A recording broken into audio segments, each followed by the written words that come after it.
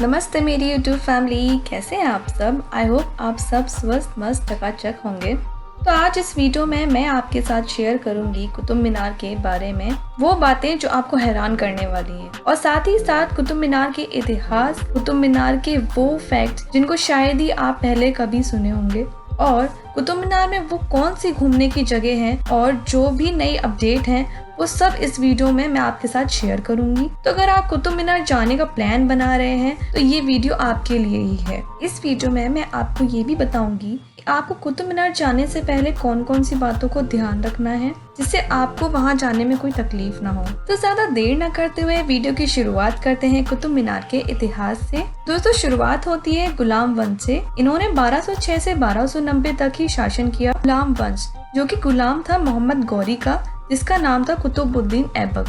दोस्तों, कुतुबुद्दीन ऐबक ने कभी भी राजा या सुल्तान की उपाधि को धारण नहीं किया था, बल्कि ये राजा का शिल्प सालार था। अब आप सोच रहे होंगे कि शिल्प सालार क्या होता है, तो ज्यादा सोचिए मत, मैं आपको बताती हूँ। शिल्प सालार यानी कि जो राजा का खास देख रेख वाला हुआ करता था, तो इसने उसकी उपाधि को धारण किया था। दोस्तों, यहाँ मैं आपको एक इंटरेस्टिंग बात बता दूं कि इसको गुलाम वंश का वास्तविक शासक या असली राजा कहा ही नहीं जाता था। पता है क्यों? क्योंकि राजा बनने के लिए या राजा की कुर्सी पर बैठने के लिए जो काम किए जाते हैं ना, वो इन महाशय ने तो कभी किए ही नहीं, या यूं कह लें कि ना के बराबर किए थे। दोस्तों, क्या आप जानते हैं कि कुतुबुद्दीन ऐबक को कई नामों से भी जाना जाता था। अब वो कौन से नाम है, चलिए मैं आपको बता देती हूँ। क्योंकि ये बहुत ज्यादा दानी हुआ करते थे, इसलिए इसको हातिम कहा जाता था। इतने दानवीर हुआ करते थे कि लाखों में रुपए दान दे दिया करते थे। ये इनको लाख बख्श भी कहा जाता था। दोस्तों, इनको पूरा का पूरा कुरान शरीफ याद होने की वजह से इनको कुरान बख्श के नाम से भी जाना जाता था। तो कुतुबुद्दीन ऐबक के बारे में मैं आपको एक बात और बता दूं कि इनको चौगान खेल खेलने का बहुत शौक था। आगे बढ़ने से पहले मैं आपको बता दूं कि चौगान खेल होता क्या है, इसे कैसे खेला जाता था। तो जैसे आज के समय में पोलो खेलते हैं, वैसे ही इस गेम हुआ करता था चौगान। अब इस खेल में घुड़सवार के एक हाथ में हॉकी जैसी स्टिक हुआ करती थी और वहीं दूसरे हाथ में घोड़े की लगाम को संभाला जाता था। अब मैदान में फेंकी गई गेंद को उस स्टिक से मारा जाता था। लेकिन दोस्तों, मैं आपको ये भी बता दूं, यह कोई एक आसान खेल नहीं हुआ करता था। इसमें जरा सी भी चूक होने के कारण घुड़सवार की मृत्यु का कारण बन सकती थी। उस समय इस खेल को जो भी व्यक्ति या राजा महाराजा खेला करते थे, उन्हें बहुत बहादुर समझा जाता था। तो इसी खेल के कारण जब लाहौर में कुतुबुद्दीन ऐबक चौगान खेल खेल रहे थे, तब गेंद को मारते समय वे नीचे गिरे और घोड़े ने उनको लातों से मार दिया। इस तरह सन 1280 में इनकी मृत्यु हो गई और इसी वजह से वे कुतुब मीनार को पूरा नहीं बना पाए।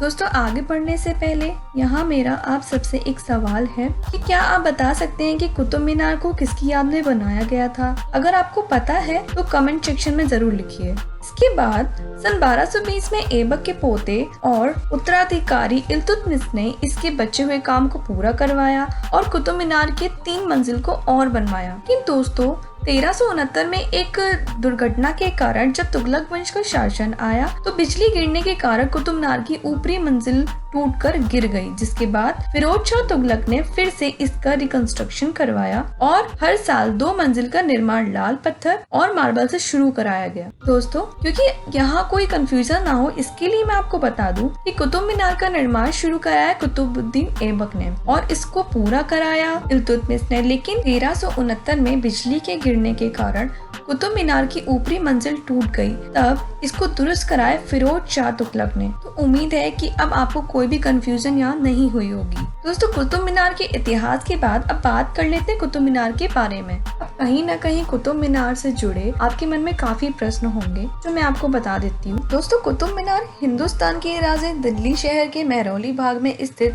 लाल ईंट से बनी विश्व की सबसे ऊंची मीनार है। यह इमारत यूनेस्को द्वारा विश्व धरोहर के रूप में स्वीकृत किया गया है। यह मीनार 72.5 मीटर ऊंची यानी 237.86 फीट है। इसका जो व्यास है 14.3 मीटर है, जो ऊपरी शिखर पर 2.7 मीटर यानी 9.02 फीट हो जाता है।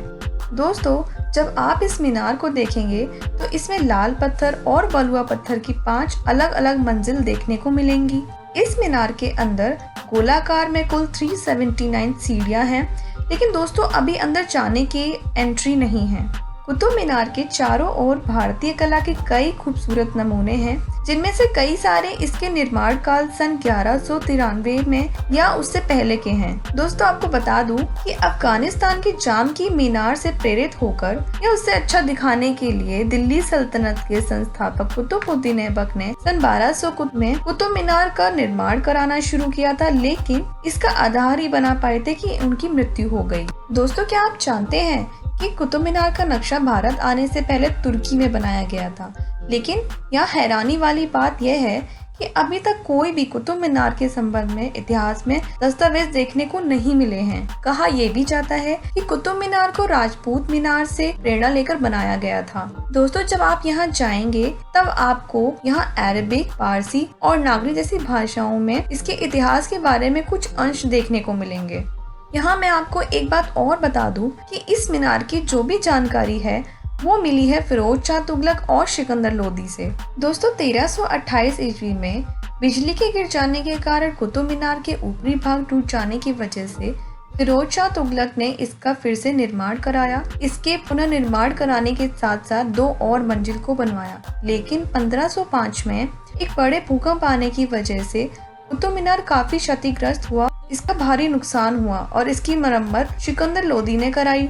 लेकिन दोस्तों ये सिलसिला यहीं तक नहीं रुका। 1 अगस्त 1903 में बड़ा भूकंप आया और जिस वजह से फिर से कुतुब मीनार को बड़ा नुकसान हुआ। इसके बाद साल 1928 में ब्रिटिश इंडियन आर्मी के मेजर रॉबर्ट स्मिथ ने इसकी मरम्मत कराने के साथ साथ इस मीनार के ऊपर एक गुम्बद भी बनवा दिया। लेकिन दोस्तों पाकिस्तान के गवर्नर जनरल लॉर्ड होर्डिंग ने इस गुम्बद को हटवा दिया और इसे कुतुब मीनार के पूर्व में स्थापित करवा दिया। दोस्तों यह मीनार ऐतिहासिक धरोहरों से घिरा हुआ है। इसके आसपास स्थित ऐतिहासिक धरोहरों में शामिल हैं दिल्ली का लोहा स्तंभ या आयरन पिलर, अलाई दरवाजा, अलाई मीनार, कुव्वत उल इस्लाम मस्जिद, इमाम जमीन की कब्र, इल्तुतमिश की कब्र, अलाउद्दीन का मदरसा और कब्र, सैंडरसन का सनडाइल। दोस्तों इस वीडियो को यहीं एंड करते हैं। इस वीडियो के सेकंड पार्ट में मैं आपको बताऊंगी कुतुब मीनार के ऐतिहासिक धरोहरों के बारे में। इसके अलावा कुतुब मीनार के कुछ ऐसे रोचक तथ्य और इससे जुड़े उन रहस्यों के बारे में भी आपके साथ शेयर करूंगी। दोस्तों इस वीडियो को एंड करने से पहले इस वीडियो के बारे में आपका क्या कहना है कमेंट में जरूर बताइए। इस चैनल को सब्सक्राइब और इस वीडियो को लाइक शेयर करना ना भूलें। मस्त रहें, स्वस्थ रहें और दुनिया घूमें।